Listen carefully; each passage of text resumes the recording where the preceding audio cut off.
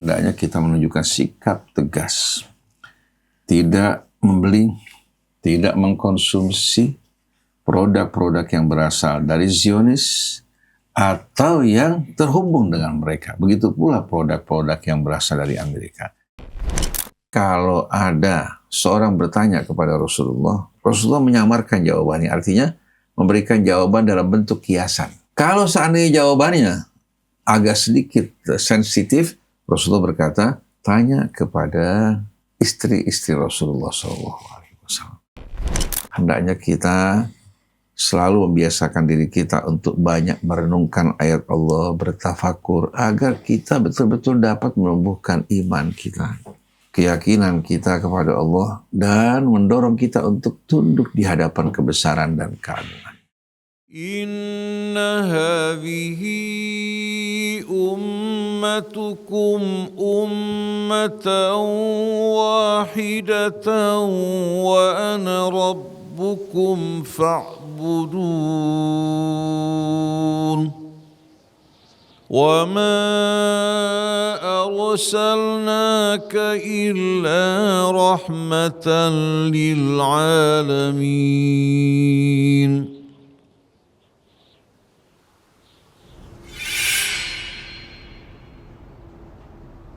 Bismillahirrahmanirrahim. Alhamdulillahirrabbilalamin. Allahumma salli ala Muhammadin wa ali Muhammad. Assalamualaikum warahmatullahi wabarakatuh. Sahabat Ummatan Wahidah dimanapun antum berada, semoga senantiasa dalam lindungan dan rahmat Allah Subhanahu wa Ta'ala. Alhamdulillah kita berjumpa kembali dalam acara kita Dialog di Bawah Naungan Al-Quran. Mari sama-sama kita buka dengan membaca Ummul Quran. A'udzu billahi minasyaitonir rajim. Bismillahirrahmanirrahim. Alhamdulillahi rabbil alamin. Ar-Rahmanir Rahim. Maliki yaumiddin. Iyyaka na'budu wa iyyaka nasta'in. Ihdinas siratal mustaqim. Siratal ladzina an'amta 'alaihim ghairil maghdubi 'alaihim waladdallin. Amin amin ya rabbal alamin. Sebelum kita memulai majelis kita, jika antum semua mendapatkan manfaat dari channel ini, jangan lupa untuk share, like, dan subscribe. Belum lama ini, Menteri Agama Nasaruddin Umar menegaskan bahwa aksi boikot produk pro-Israel merugikan ekonomi Indonesia dan menciptakan PHK bagi 3.000 lebih pekerja lokal. Ia menyebut aksi ini rugi ganda karena pekerja muslim kehilangan mata pencaharian, sementara dampak bagi konflik di Gaza dinilai minim. Bagaimana tanggapan Bapak mengenai hal ini, Pak? Bismillahirrahmanirrahim. Alhamdulillahi rabbil alamin. Allahumma salli ala Muhammadin wa ali Muhammad. Rabbana zidna ilman wa alhiqna bis salihin. Assalamualaikum ya Rasulullah. Assalamualaikum wa ala ibadillahi salihin. Wassalamualaikum warahmatullahi wabarakatuh. Dulu kaum muslimin ketika mendengarkan firman Allah Subhanahu wa Ta'ala yang melarang orang-orang di luar Islam untuk memasuki kota suci Mekah, mereka mengeluhkan bahwasannya perdagangan mereka akan mengalami apa? Kerugian. Lalu Allah terangkan, wa in khiftum ailatan yughnikumullahu min fadli. Kalau kalian takut mengalami kemiskinan, kerugian dari perdagangan kalian bersama kaum musyrikin yang berlangsung di kota Mekah, dengan dilarangnya mereka masuk ke tanah suci tersebut, Allah akan memberikan kalian kekayaan, kecukupan dari karunia. Jadi alasan yang diajukan oleh Menteri Agama tidak tepat. Di saat kita berbelanja membeli produk-produk Zionis, begitu juga produk-produk yang berasal dari Amerika yang mendukung Zionis, berarti kita telah berkhianat, mengkhianati Allah yang melarang kita untuk menjadikan mereka sebagai wali kita. Mengkhianati juga saudara-saudara kita kaum muslimin yang teraniaya di Gaza dengan dana yang bersumber juga dari kita. Adapun 3.000 orang yang kehilangan lapangan pekerjaan, insya Allah bukakan bagi mereka dan saudara-saudara kita lapangan pekerjaan yang lebih baik.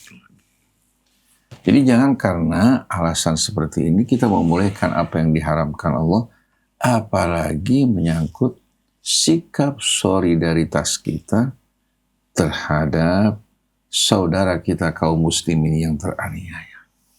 Nah, coba kita membalik keadaannya. Seandainya kita yang teraniaya. Kita yang dibantai. Anak-anak kita dibunuh, wanita-wanita kita, rumah-rumah kita dihancurkan. Tahu-tahu saudara-saudara kita kaum muslimin yang lain ternyata mengadakan hubungan perdagangan bersama musuh-musuh yang memerangi kita. Nah, bagaimana kira-kira perasaan kita? Oleh karena itu, hendaknya Menteri Agama dalam mengeluarkan pernyataan hendaklah berpikir takut kepada Allah Subhanahu wa Ta'ala, karena ucapan ini kelak akan diminta pertanggungjawabannya oleh Allah. Allah berfirman, wal mu'minun wal mu'minat ba'duhum awliya'u ba'din. Orang yang beriman, pria maupun wanita, sebahagian mereka adalah wali, penolong, pelindung sebahagian yang lain. Lalu Allah tegaskan dalam suratul Anfal, walladzina kafaru ba'duhum awliya'u ba'din. Adapun orang-orang yang kafir, sebahagian mereka akan menjadi wali, penolong, pembela sebahagian yang lain. Sebagaimana fakta membuktikan. Illa taf'alu, kalau kalian tidak melakukan hal yang sama di antara kalian, takun fitnatun fil ardi wa fasadun kabir, akan terjadi fitnah, huru-hara, dan kerusakan di atas muka bumi. Oleh karena itu, hendaknya kita menunjukkan sikap tegas. Tidak membeli, tidak mengkonsumsi produk-produk yang berasal dari Zionis atau yang terhubung dengan mereka. Begitu pula produk-produk yang berasal dari Amerika. Ini hanya sekedar apa? Sedikit perjuangan dan kontribusi kita dibandingkan dengan saudara-saudara kita yang dibantai, yang dianiaya, tidak ada apa-apanya. Jadi seharusnya pemerintah kita membangun perekonomian yang mandiri. Hubungan perdagangan kita dengan pihak luar sama-sama menguntungkan dengan syarat bahwa hubungan perdagangan tersebut hubungan yang tidak mengkhianati Allah dan tidak pula mengkhianati saudara-saudari kita kaum muslimin dan muslimat. Ini yang betul-betul kita harapkan dari kaum muslimin dan muslimat, kesadaran mereka. Inilah yang dinamakan al-mu'min lil mu'min kalbunyan ba'duhu yashuddu ba'duhu ba'd. Orang yang beriman bersama saudaranya yang beriman, laksana bangunan yang saling topang menopang. Apabila ada pengeroposan pada sebahagian bangunan, ini akan berdampak juga menimbulkan kerusakan pada seluruh bangunan. Jadi ingat, setiap kali kita mau berbelanja dari produk-produk mereka, ingat saudara kita. Air mata mereka belum kering, darah mereka yang mengalir, anak-anak mereka, rumah-rumah mereka yang hancur. Coba tempatkan diri kita pada keadaan mereka. Wallahu a'lam. Bah, ada netizen kirim pertanyaan lewat akun anonim. Ustadz, saya baru saja melangsungkan pernikahan, namun sebenarnya saya memiliki ketertarikan kepada sesama jenis. Dan istri saya tidak mengetahuinya. Walaupun saya sudah menikah, terkadang saya masih merasakan ketertarikan tersebut dan saya merahasiakan dari pasangan saya. Apakah hal ini termasuk dosa, Ustadz? Perlu saya sampaikan bahwa saya tidak pernah melakukan hubungan terlarang, hanya sebatas perasaan dan ketertarikan saja. Bismillahirrahmanirrahim. Alhamdulillahirabbil alamin. Allahumma shalli ala Muhammadin wa ali. Rabbana zidna ilman wa alhiqna bis-shalihin. Perasaan semacam ini, selagi hanya merupakan perasaan, tidak kita lakukan bukan merupakan satu dosa. Nah, kita sebagai orang yang beriman kepada Allah, kepada hari akhirat, tahu bahwa perbuatan ini perbuatan yang dibenci oleh Allah. Dan bagaimana Allah turunkan adabnya pada kaum Lut. Bukan hanya menurunkan hujan batu, tapi Allah terbalikkan mereka yang di atas menjadi yang di bawah. Ini seharusnya menjadi cemeti yang selalu mengingatkan kita bahwa perbuatan ini perbuatan yang tidak wajar. Karena Allah menciptakan manusia berpasang-pasangan dari pria wanita. Fitrah laki-laki condong kepada wanita, begitu pula sebaliknya. Apabila muncul perasaan-perasaan hasrat terhadap sesama jenis kita, ketahuilah bahwa ini merupakan gejala penyakit. Gejala yang menunjukkan bahwa jiwa kita dalam keadaan tidak sehat. Oleh karena itu, untuk menghadapinya, dekatkan diri kita kepada Allah. Membaca ayat-ayat sucinya yang mampu menyembuhkan penyakit-penyakit yang terdapat dalam jiwa manusia. Sebagaimana firman Allah, wa nunazzilu minal Qur'an ma huwa syifaa'un wa rahmatun lil mu'minin. Kami telah menurunkan dari Al-Quran yang merupakan penyembuh, bukan hanya obat. Penyembuh dan rahmat bagi orang-orang yang beriman. Allah juga sebutkan dalam surat Yunus, wa syifaa'un lima fis sudur, penyembuh bagi penyakit-penyakit yang terdapat dalam dada kita. Jadi Anda tidak perlu menganggap penyakit ini tidak mungkin disembuhkan atau merupakan hal yang berat. Coba Anda dekatkan diri kepada Allah. Mohon pertolongan dari Allah pada saat sujud. Mohon kepada Allah Subhanahu wa Ta'ala untuk menyembuhkan penyakit Anda. Baca ayat-ayat suci Al-Quran. Baca juga selawat kepada Nabi kita dan keluarganya. Karena Allah Subhanahu wa Ta'ala menjanjikan bagi orang yang berselawat kepada Rasulnya, satu kali Allah berikan selawat sebanyak 10 kali. Sebagaimana malaikat pun juga melakukan hal yang sama. Dan selawat dari Allah untuk hambanya sebagaimana dalam suratul Ahzab disebutkan, liyukhrijakum minadh dhulumati ilan nur. Allah akan keluarkan kalian dari kegelapan yang berlapis-lapis menuju kehidupan yang terang benderang.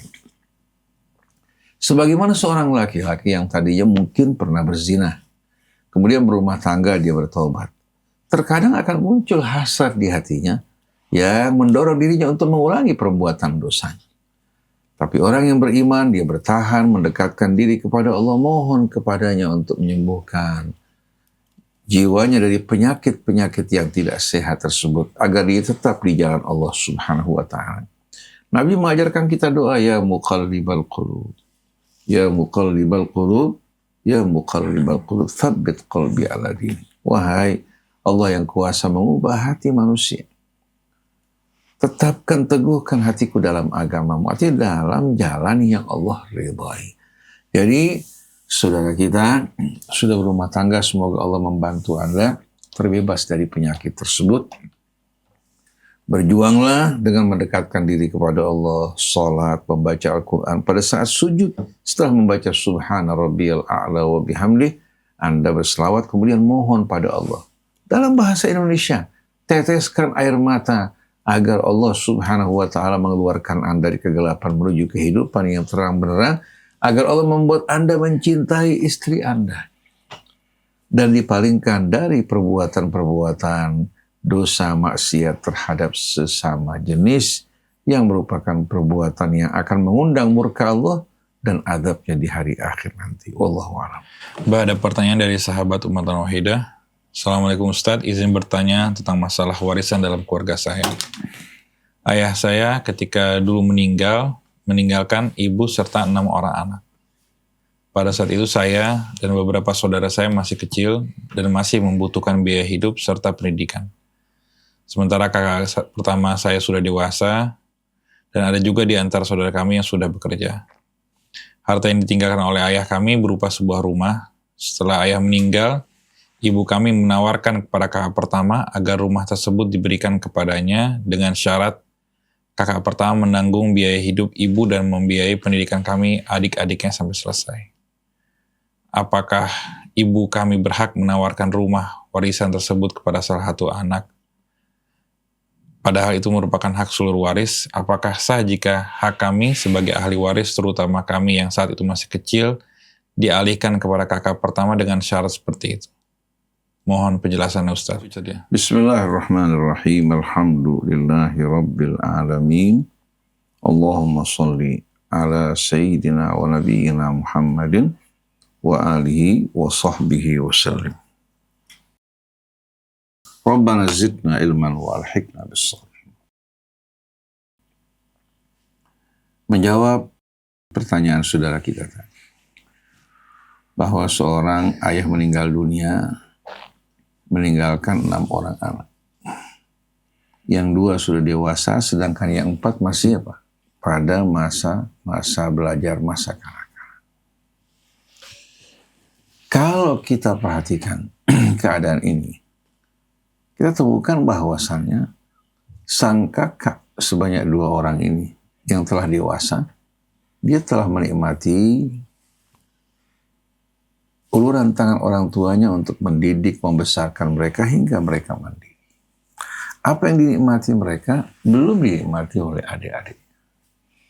Oleh karena itu, dalam bahagian warisan, pada saat akan dibagi, itu mempertimbangkan biaya yang pernah dikeluarkan orang tuanya untuk anak-anaknya yang sudah dewasa, bekerja, kemudian apa? Dihitung berapa kira-kira biaya yang diberikan kepada siapa? Kepada anak-anak yang sudah dewasa bekerja. Lalu dihitung biaya nanti dipotong dari apa? Dari hak warisan kakaknya.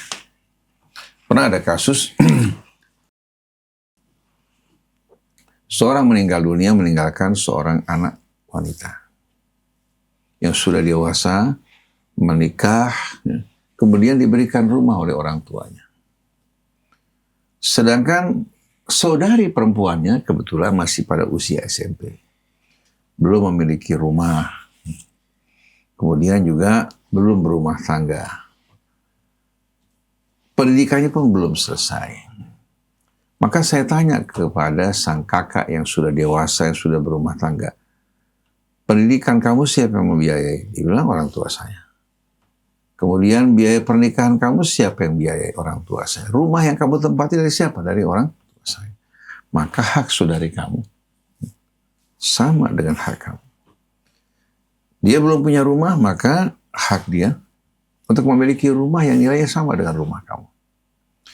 Kemudian biaya pendidikan dia juga hingga selevel kamu itu merupakan apa? Hal yang menjadi haknya. Begitu juga biaya untuk berumah tangga. Dia belum berumah tangga, nanti biaya berumah tangganya yang pernah dikeluarkan orang tua kamu itu juga diperhitungkan. Jadi setelah dipenuhi rumah yang sama seperti kamu, begitu juga biaya pernikahan, biaya sekolah, baru sisanya dihitung sebagai warisan. Nah, sang kakak yang sudah dewasa, sudah mapan dan bekerja, dengan sendirinya beda dengan adik-adiknya yang masih pada masa kanak-kanak atau masa-masa sekolah, di mana mereka tidak menikmati apa yang dinikmati kedua kakaknya. Maka atas dasar ini, sang kakak seharusnya sebagaimana yang dilakukan orang tuanya, dia lakukan pada adiknya, apalagi ibunya. Ibunya ini merupakan kewajiban mereka yang mampu untuk memberikan nafkah pada ibunya. Dan ini ditekankan oleh Allah, wa qadha rabbuka alla ta'budu illa iyyahu wa bil walidaini ihsana. Setelah kita diperintahkan bertauhid pada Allah, maka perintah yang kedua berbuat kebaikan pada kedua orang tua. Baik yang telah meninggal dunia maupun yang masih hidup. Nah, di antara kebaikan yang kita lakukan pada kedua orang tua, kita apa? Kita memperhatikan adik-adik kita yang ditinggalkan orang tua dalam keadaan belum dewasa. Seharusnya mereka peduli terhadap adik-adiknya, bukan meminta rumah yang merupakan warisan orang tua menjadi milik mereka. Ini perbuatan zalim dalam masalah ini. Oleh karena itu, ibu jangan menyerahkan rumah tersebut kepada anaknya yang tua dengan harapan mereka memberikan nafkah kepada adik-adiknya, tapi mereka bertanggung jawab di hadapan Allah terhadap ibu, terhadap adik-adiknya sebagaimana ayahnya dulu memberikan nafkah kepada mereka. Jadi dalam hal ini sebetulnya sang kakak, kalau dia beriman pada Allah dan dia yang berbakti pada ayah ibunya, dia peduli terhadap adik-adik. Dan kita harus tahu bahwa warisan yang sejati yang ditinggalkan orang tua bukan harta. Warisan yang sejati yang ditinggalkan orang tua adalah saudara-saudara kita. Itu warisan yang sejati. Di mana darah mereka? Darah daging kita dan darah daging orang tua kita. Nah, kelemahan mereka dengan sendirinya apa? Menjadi tanggung jawab kita. Kenapa kita lebih mengutamakan harta daripada warisan saudara yang begitu indah. Warisan yang akan membuat jiwa kita hangat, ya. Jiwa kita juga tentram, sejuk dengan memandang mereka dan merasakan kecintaan di antara mereka. Kalau seandainya saudara laki-lakinya sudah dewasa atau perempuan memberikan nafkah kepada adik-adiknya, akan menumbuhkan rasa cinta, keakraban, kedekatan yang tidak akan pernah hilang. Oleh karena itu, hendaknya ibu ingatkan anak-anak ibu agar betul-betul peduli terhadap saudara-saudaranya. Sesuai dengan kemampuan mereka, la yukallifullahu nafsan illa wus'aha. Nah, kalau mereka minta rumah warisan diserahkan kepada mereka, ini menunjukkan bahwa mereka mampu. Kalau seandainya saudara-saudaranya memaksa untuk memberikan nafkah dengan imbalan rumah warisan tersebut, maka mereka berdosa. Mereka melakukan perbuatan dosa. Padahal Allah berfirman, yas'alunaka madza yunfiqun. Mereka bertanya kepadamu apa yang mereka harus infakkan. Dijawab oleh Allah, qul ma anfaqtum min khairin falil walidaini wal aqrabin wal yatama wal masakin wabnis sabil. Apa yang kalian infakkan dari kebaikan, pertama-tama kedua orang tua. Kemudian yang kedua, kerabat yang terdekat, saudara-saudari kita. Kemudian orang-orang miskin, ya. Kaum fakir, miskin, begitu juga ibnu sabil yang kehabisan bekal. Tapi skala prioritasnya setelah kita berinfak untuk kedua orang tua kita, kerabat terdekat, di antaranya saudara-saudari kita. Dan dalam perintah Allah juga yang disampaikan kepada para nabi, wa'budullah wa la tusyriku bihi syai'a wa bil walidaini ihsana wa bil qurba wal yatama wal masakin wal jari bil qurba wal jaril junubi was sahibi bil jambi wa ibnis sabil wa ma malakat aymanukum. Jadi sembahlah Allah dan jangan persekutukan Allah dengan sesuatu. Kemudian hendaklah kalian selalu bersikap baik mulia kepada kedua orang tua kalian. Kemudian kepada kaum kerabat dan saudara-saudari kita, warisan yang paling berharga yang ditinggalkan orang tua kita. Jadi dari sini tidak patut kalau seandainya ya, adik-adik kita membutuhkan kita, lupa pada kebaikan orang tua kita, lupa akan nikmat karunia Allah yang telah mengutamakan kita, kita minta rumah tersebut dinamakan atas dirinya karena imbalan memberikan nafkah pada adik-adiknya. Ini perbuatan yang akan membuat dirinya jatuh di mata Allah Subhanahu wa taala. Wallahu a'lam. Bah, di surat Ar-Rahman ayat 19 dan 20 yang bunyinya marajal bahraini yaltaqiyan bainahuma barzakhul la yabghiyan. Ayat ini menyebut adanya batas antara dua laut yang tidak saling melampaui. Dalam sains dikenal fenomena pertemuan air laut yang berbeda karakteristik. Dalam tafsir, apakah ini dipahami secara fisik seperti itu atau memiliki makna lain yang lebih luas? Kalau kita memandang ayat-ayat kebesaran Allah di langit maupun di bumi, termasuk dalam diri kita, kita akan menemukan semua itu merupakan bukti-bukti akan kekuasaan Allah, rahmatnya, kasihnya, juga keesaannya. Karena semua itu dilakukan oleh Allah, la syarikalah, tanpa sekutu bagi Allah. Tapi sayang karena kita hanyut bersama hawa nafsu kita, perhatian kita akhirnya teralihkan dari ayat-ayat Allah yang begitu besar, yang begitu banyak di hadapan kita. Dimana kalau mata kita memandang dengan khusyuk dan fokus, setiap kita memandang, setiap kita mendengar, setiap kita merasa berpikir, pasti kita akan menemukan ayat-ayat Allah. Nah, di antara ayat-ayat yang Allah Subhanahu wa taala sebutkan yang menunjukkan kekuasaan Allah Subhanahu wa taala, marajal bahraini yaltaqiyan bainahuma barzakhun la yabghiyan. Bagaimana Allah mengalirkan dua lautan. Di antara kedua lautan tersebut, yang asin maupun yang tawar, terdapat barzah, dinding pemisah yang tidak terlihat, di mana mereka tidak menyatu, ya, walaupun apa? Walaupun kedua-duanya merupakan apa? Merupakan benda yang sama. Merupakan benda yang sama. Kalau minyak dengan air berpisah itu kita fahami. Ini merupakan air, ya, tapi yang satu berwarna biru, yang satu berwarna coklat.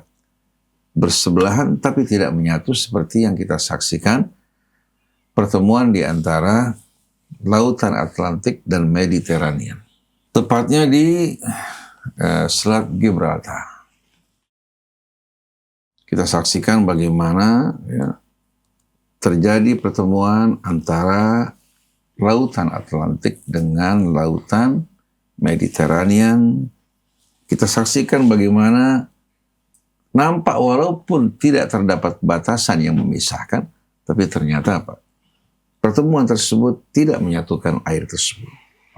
Nah, banyak ilmuwan menafsirkan karena baik itu perbedaan suhunya, berat jenisnya, kemudian garamnya, dan lain-lain sebagainya. Ini penafsiran-penafsiran yang mereka berikan, tetapi hakikatnya justru lebih menakjubkan daripada uraian-uraian yang mereka uraikan. Ini menunjukkan kekuasaan Allah Subhanahu wa Ta'ala, atau salah satu kekuasaan Allah.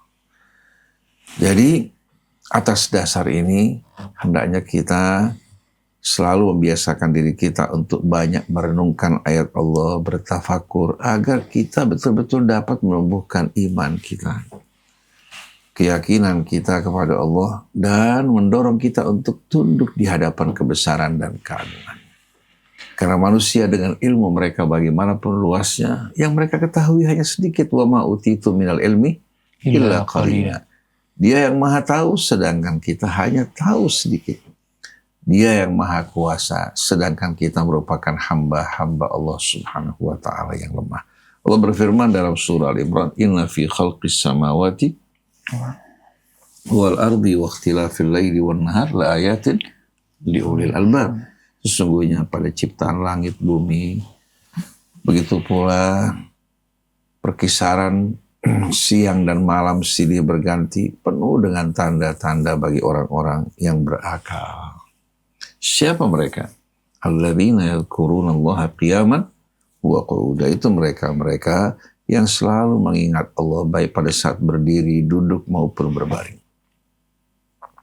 Wa yatafakkaruna fi khalqis samawati wal ard, dan mereka banyak bertafakur, merenungkan penciptaan langit dan bumi, sampai mengantarkan mereka, Rabbana ma khalaqta hadza batila subhanaka faqina adzabannar. Wahai Tuhan kami, Engkau tidak menciptakan semuanya dengan sia-sia. Lindungi kami dari adab api neraka.